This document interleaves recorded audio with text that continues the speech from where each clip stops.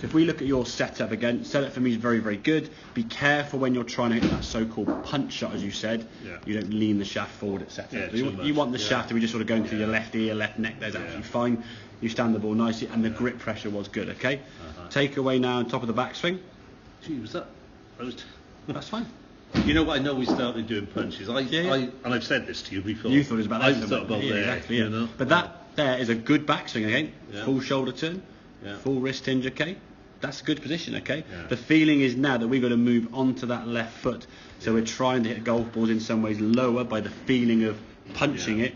So as you come back to the golf ball now, the lower half would want to work into that left side. This was actually one of the better moves you make, okay, with that left, still leaning back a little bit here. Yeah. For me, though, the left foot is actually nearer on the ground. Your left heel, those you lifted your left heel, you don't really lift it in the backswing. You kind of lift it as you come down. Right. So I wouldn't try to lift it, because you don't need to lift your left foot in your backswing. You can make a really good movement there now.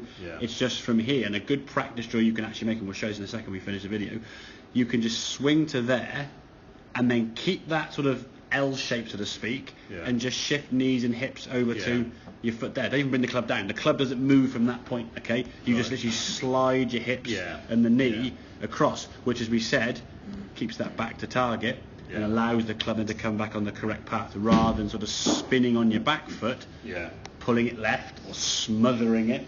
And I would hazard a guess that last couple of shots you said where you smothered them low left was from around where you're hitting the ball high and losing a lot of shots to your right, and then you try to sort of stop doing that by just rolling your arms and hitting a complete flick with your hand, and that's just no good to anybody. I can't remember.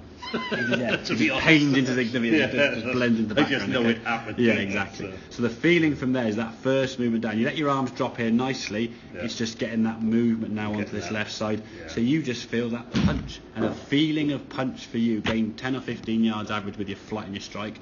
Straightened the shot out, brought the ball flight down. All the things we're trying to do.